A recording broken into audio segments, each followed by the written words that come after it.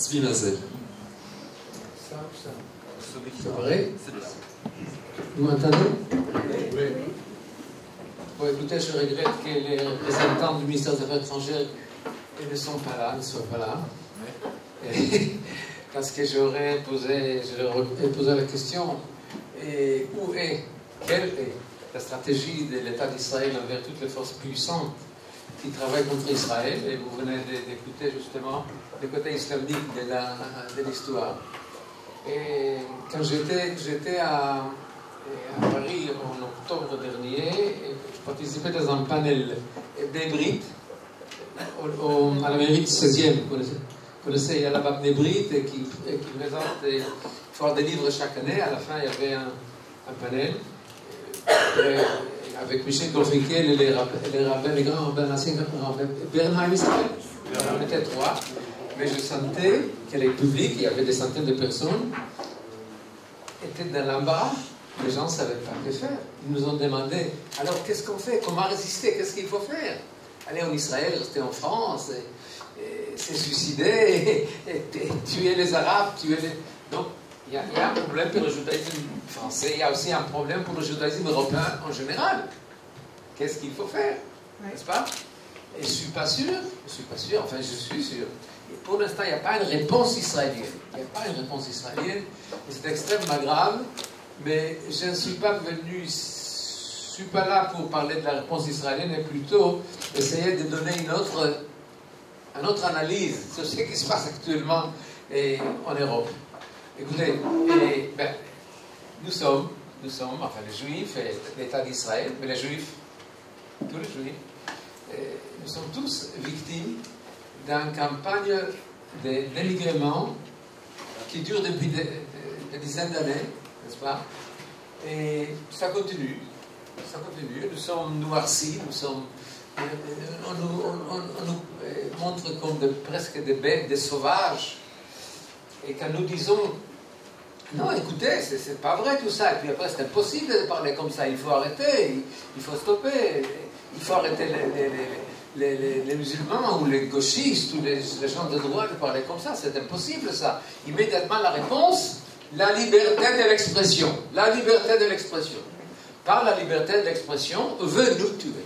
Ils veulent nous tuer. Il n'y a pas autre façon de comprendre ce qui se passe. Parce que la liberté d'expression, aussi, c'est une invention humaine. Parce qu'il peut y avoir du communisme, il peut y avoir d'autres dictatures, il n'y a pas de liberté d'expression très limitée, n'est-ce pas? Mais pour la démocratie, et moi je suis démocrate, je suis pour la liberté de l'expression, mais l'Europe tout entière est en train de tuer de détruire l'État d'Israël par la liberté de l'expression. Pourquoi la liberté de l'expression est tellement importante actuellement, justement, comme un instrument dans les mains de nos ennemis? Eh bien, ils ont essayé de tout faire. Ils ont tout essayé, n'est-ce pas, les Arabes? Les Arabes sont les vrais ennemis. Et puis après, maintenant, on voit que c'est l'Europe aussi qui fait partie de même partenariat. Alors écoutez, ils ont essayé immédiatement à partir de 1948 la boycott économique totale.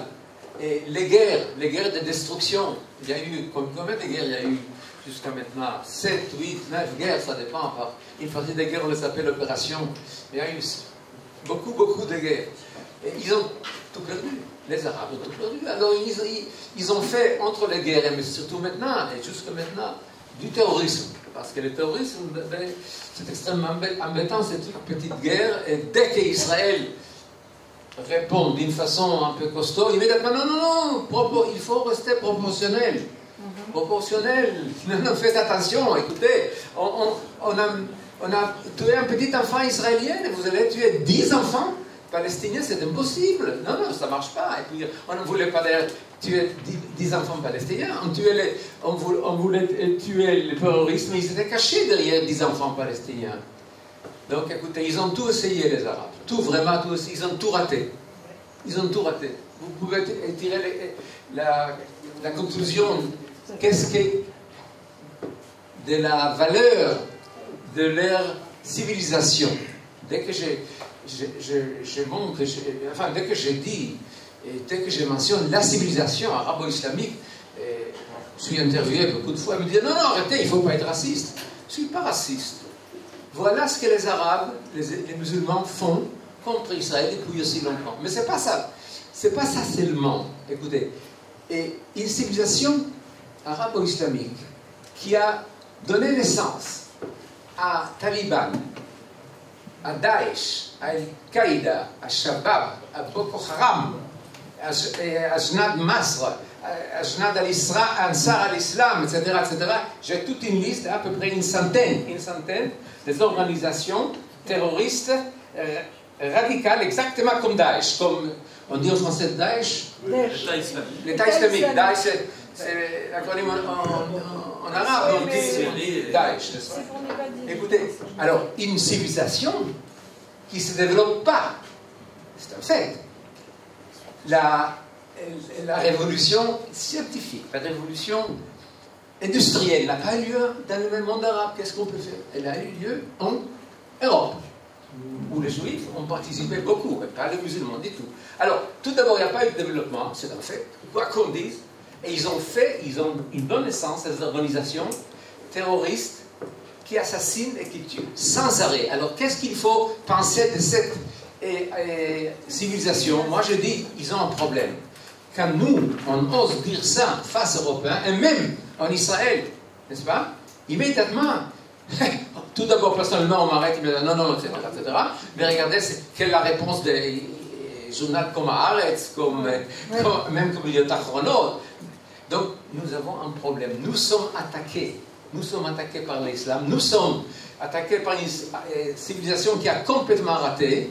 Et quand on essaye de dire quelque chose, de faire quelque chose, d'arrêter tout cela, on nous dit non, non, non, non, non.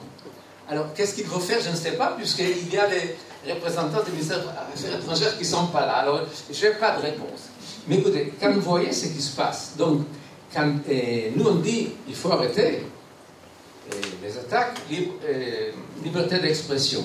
Mais quand il y a des attaques, quand même, il y a des attaques en Europe aussi contre l'islam radical. D'ailleurs, il n'y a pas d'islam radical. Il y a l'islam, et l'islam est radical comme ça. Il y a des musulmans qui ne sont pas radicaux. Mais l'islam est radical. Tout ce que fait Daesh, il faut comprendre. Tout ce qui fait Daesh, tout ce qu'il a fait, tuer, lapider, couper des mains, etc., tout est d'après la charia. Tout est charia, c'est à 100%. Ok? Il n'y a pas de problème. Tout ça est bien appris dans toute l'université islamique, à Al-Azhar, à Jeddah et partout dans le monde arabe. Il faut le comprendre, il faut le savoir. Parce que les gens de Daesh n'ont pas inventé l'islam, ils ont dû apprendre ça quelque part. Ils ont appris tout ça dans les universités islamiques, dans le monde arabe. Point. C'est comme ça, il faut comprendre ça. N'est-ce pas? Mais quand nous disons quelque chose contre l'islam, ou les Européens, même quelques-uns Européens, islamophobie, il faut arrêter tout ça, il faut absolument arrêter, c'est impossible, c'est contre la liberté, etc. C'est-à-dire, on peut parler, on n'a pas le droit de parler contre on a le droit de parler contre les juifs, mais l'islam, l'islamophobie, quand on crie islamophobie, qu'est-ce que c'est l'islamophobie? Avoir peur de l'islam, c'est pas anti-musulman. Il faut faire attention, hein. Et vous pouvez le dire à vos amis européens. Écoutez, l'islamophobie,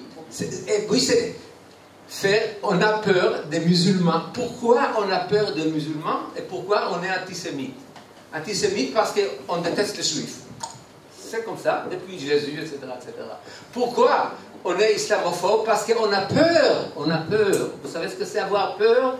Eh bien, les Européens qui ont inventé ça, ils ont peur des musulmans. Pourquoi ils ont peur des musulmans? Eh bien, je vais vous dire, par la voix des musulmans intelligents.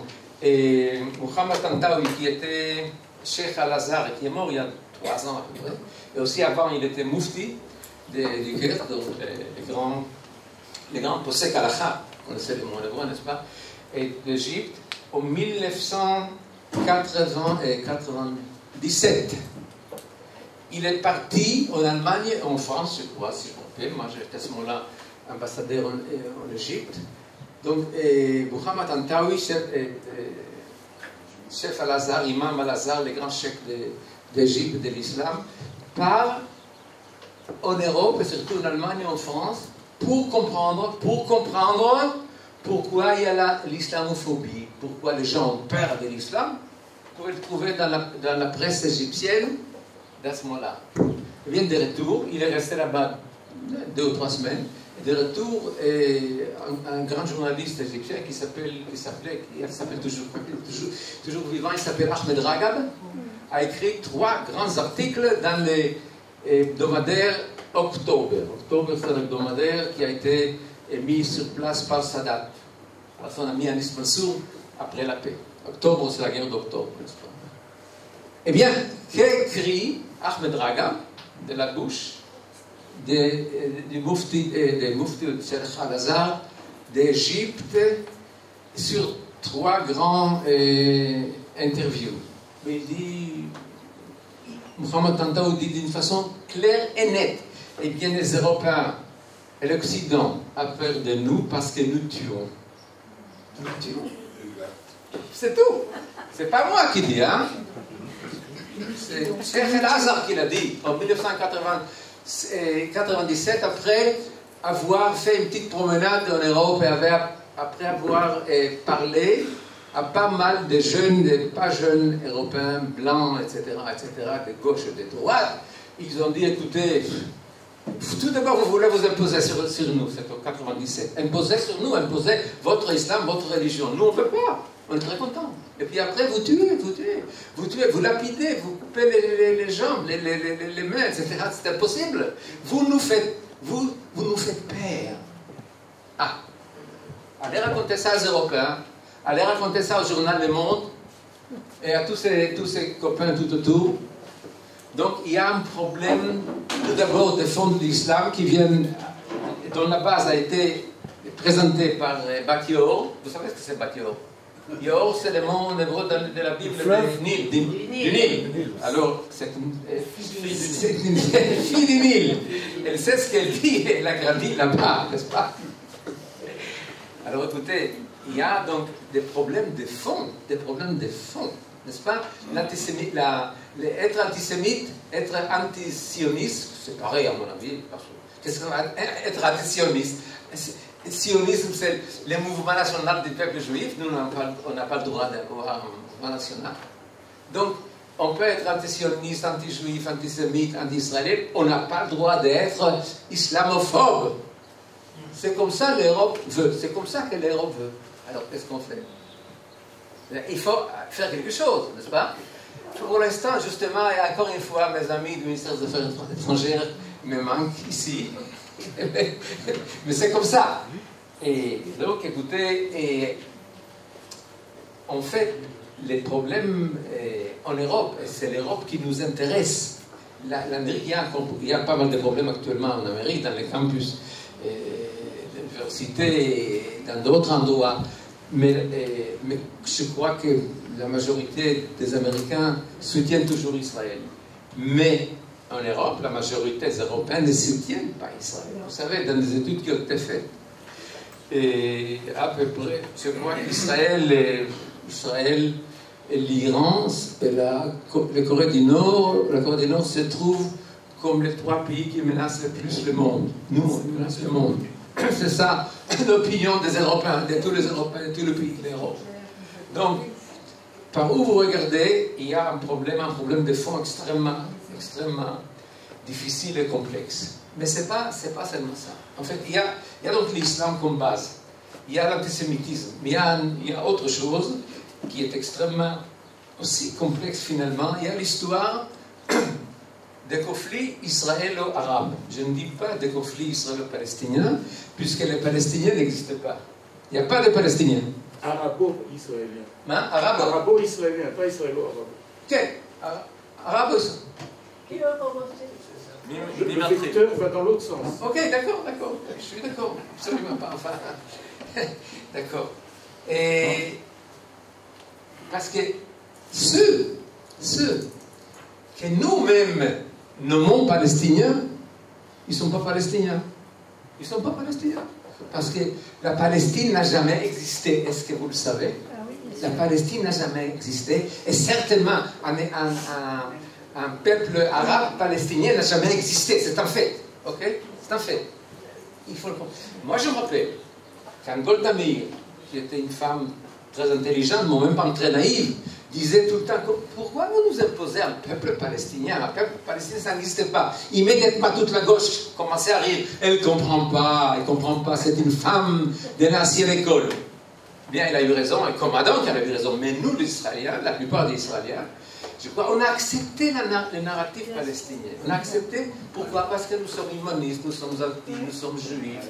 On croit que par l'apaisement, la conciliation, on peut arriver finalement à la paix que nous voulons tant, etc., etc. Eh bien, ça a été complètement raté. Parce que maintenant, la narrative palestinienne est acceptée.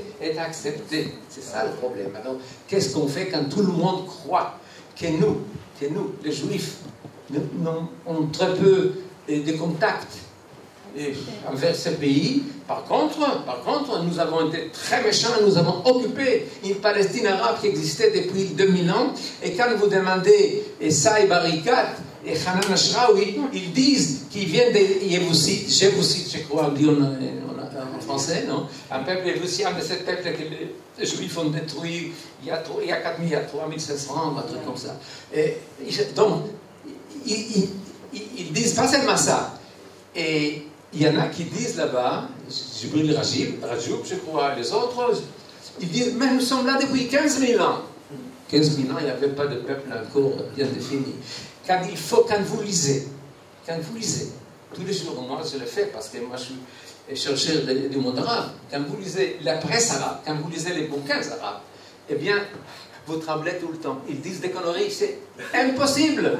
Impossible. Et tout ça est accepté par les Arabes et pas traduit pour les Français, pour les Anglais, pour les Belges, pour les Suédois. Pas du tout traduit.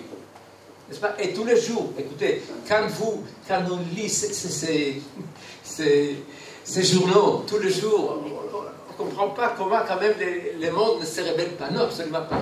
Il ne se rebelle pas parce que nous sommes juifs. Hier. Et l'Égypte, notre allié un peu discret, n'est-ce pas, a annoncé qu'elle va inaugurer le deuxième canal de Suez le 6 octobre. Le 6 août. Un très bon travail d'Abdel Fattah el-Sisi, qui est un homme rationnel, un des rares hommes rationnels du monde arabe. Il a fait ça en un an. C'est formidable. Alors, j'étais interviewé à Kol Israël, Rechet Bek, vous ne m'avez pas entendu probablement. C'était samedi après-midi, peu importe, mais j'ai lu quelques articles dans la presse égyptienne, et qu'est-ce qu'ils disent? Bon, ils racontent, j'ai une grande réalisation, ok, d'accord. Et puis,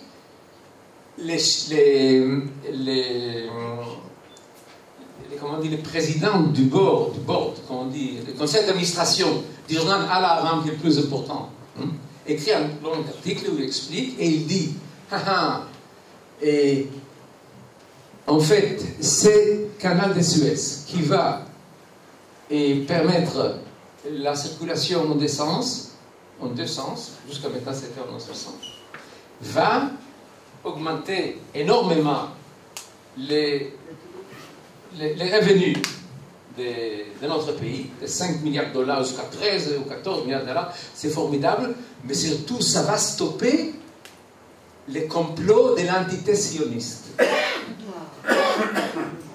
Al-Ahram, hier, notre ami, on travaille ensemble derrière la table, n'est-ce pas, au niveau renseignement avec l'Égypte. Et Al-Ahram dit, ça va stopper les complots. Quels sont les complots israéliens? Eh bien, Israël pense construire un canal de Suez, un canal israélien, entre Eilat et Ashdod. Vous avez entendu parler, moi pas. Et puis après, possible, si ça ne marche pas, disent-ils, la sioniste va construire des chemins de fer d'Eilat à Ashdod, ce qui est possible. Ils expliquent que les Égyptiens seront beaucoup plus forts, ils seront beaucoup meilleurs marchés, etc., etc. Mais quand ils parlent d'Eilat Ashdod, que disent-ils? Ils disent Eilat Oum el Rashrash occupé. Oum el Rashrash, c'est le nom d'Eilat des Égyptiens, que les musulmans ont donné à cet endroit. Mais écoutez, tout d'abord, ça appartient à Israël, il n'y a pas de doute. Et l'Égypte a signé un accord de paix avec nous, et les frontières je crois que c'est le premier ou deuxième clause de la de paix qui dit que les frontières de deux pays sont acceptables, sont connues et confirmées, il n'y a pas de problème. Alors nous sommes là aujourd'hui, n'est-ce pas, aujourd'hui quand vous êtes là, et qu'Al Arabe écrit que nous sommes une entité sioniste en train de compléter contre Israël et que Eilat appartient à l'Égypte. C'est ça. Alors, qu'est-ce que vous faites avec ça? Il faut travailler contre. Il faut travailler contre. Alors, revenons. Et là, je voudrais entrer encore quelques minutes pour la narrative palestinienne, parce que la narrative palestinienne est un peu embêtante. Nous l'avons acceptée, puisqu'on a fait une grande bêtise et il est très difficile d'aller en arrière, mais je crois qu'il faut en arrière. Il faut aller en arrière. Il faut commencer à dire qu'il n'y a pas de peuple palestinien. Qu'est-ce qui va arriver? Les ciels tomberont sur nous? Je ne demande pas d'ailleurs de Netanyahou de sortir demain et de le dire. Mais puisque nous avons une Asbara, un ministère des Affaires étrangères, etc., et beaucoup de ministères qui s'occupent de l'Asbara, ils peuvent commencer à penser comment faire, comment commencer, n'est-ce pas, à laisser filtrer des choses qu'on n'avait pas l'habitude de dire, qu'on avait peur de les dire. Vous savez qui sont les Palestiniens? Une fois pour toutes, il faut le comprendre, il n'y a pas autre chose. Ce sont des Arabes, qui, une fois la Palestine, sur la base de la déclaration Balfour, a été créée pour les Juifs, ont été coupés de leurs frères arabes, et tribus arabes, qui se sont trouvés en Syrie ou en Irak, aussi, création artificielle de l'Angleterre et de la France, puisque jusqu'à présent, il n'y avait pas de peuple arabe, il n'y avait pas d'État arabe, il n'y avait rien, il y avait des communautés arabes, des tribus arabes, des Hamoulas, des petites familles arabes, etc., etc. Alors voilà, les Arabes qui habitaient ici, il n'y avait pas beaucoup, à ce moment-là, il y avait peut-être, je ne sais pas, 1 million au maximum, parce que au début des mouvements sionistes, 1860-70, il y avait ici à peine 500 000. Avec notre arrivée, quand on a commencé à construire, beaucoup sont arrivés, n'est-ce pas? Aussi, beaucoup sont arrivés en 1849-50, je crois, avec l'occupation de ces wilayas, de ces régions turques, par les fils de Muhammad Ali et Ibrahim Pacha, qui partait pour occuper tout le Moyen-Orient et aussi l'Arabie Saoudite, qui n'était pas encore Arabie Saoudite. Il est presque arrivé jusqu'à Istanbul. Il a été arrêté finalement par l'armée ottomane. Et donc, écoutez, et voilà, c'est ça, les Arabes d'ici. Les Arabes d'ici ne sont pas ni un peuple, absolument pas. Ils sont des Arabes, n'est-ce pas, coupés des autres Arabes, des autres tribus. Il n'y a pas de peuple arabe, si vous voulez. Il y a peut-être une nation islamique. Ils ont le droit de dire nous sommes une nation islamique. C'est Muhammad qui l'a dit. Quand Muhammad, vous connaissez un peu l'histoire de l'islam, j'espère. Muhammad, à un moment donné, est allé à Médina, parce qu'il a été persécuté à Mecca. Pourquoi il est allé à Médina? Il cherchait quelque part, parce qu'il était très persécuté à la Mecque, et puis il a eu, c'était une occasion des tribus arabes, pas peuple arabe, les tribus arabes de Médina sont bagarrés entre eux. Ils ont demandé à Muhammad de venir faire la paix entre eux. Alors Muhammad a imposé sur eux un contrat. Et dans le contrat, il dit, il faut résoudre tout le problème, etc., etc. Il dit, je comprends qu'on ne peut pas résoudre tout le problème, puisque vous êtes des tribus différentes, mais vous tous, dans l'avenir, vous serez tous musulmans, tous frères dans l'islam, une nation musulmane, mais pas arabe. Il savait impossible, n'est-ce pas, d'unifier les Arabes, parce que ce sont des tribus différentes. Et jusqu'à maintenant, ils sont des tribus différentes. Regardez ce qui se passe en Syrie, en Irak, en Libye, etc., etc. Donc Muhammad, il y a 1400 ans, a eu raison Et maintenant, nous, les Israéliens, avec les Européens, la gauche européenne, on leur donne les Arabes, n'est-ce pas, l'honneur d'avoir un peuple palestinien arabe qui existe depuis 2000 ans, 3000 ans ou 15 000 ans, comme disent pas mal des Palestiniens. Il faut lire les journaux, il faut l'entendre parler en leur langue. Donc, écoutez, et je parlais trop, nous avons devant nous des problèmes extrêmement graves, puisque autour de nous, nous sommes entourés de mensonges, mais je crois que les Arabes et les Européens qui marchent ensemble contre nous, et ils ont le courage, ou plutôt, enfin, ils n'ont pas peur de le faire parce qu'ils savent que finalement, l'État juif et le peuple juif, c'est un tout petit peuple, faible, peut-être très fort par la science, par l'humanisme, et même par l'armée, mais finalement, politiquement, n'est-ce pas, nous sommes isolés. Alors, ils ont la force, le courage d'aller contre nous. C'est extrêmement difficile, extrêmement compliqué, c'est extrêmement dangereux. Nous n'avons pas encore trouvé la réponse, absolument pas. Et il faudra le faire. Il est très possible que depuis quelques jours, quand les problèmes de boycott de BDS est sorti par Orange et d'autres endroits, ça a donné un coup de fouet à notre gouvernement, on va faire quelque chose. Mais il n'y a pas de doute, nous sommes dans une situation extrêmement grave. Et ce que fait l'Europe européenne, y compris bien entendu la France, c'est depuis pas mal d'années affaiblir et isoler Israël d'une façon nette, claire et désignée. Vraiment. Bon, c'est comme ça.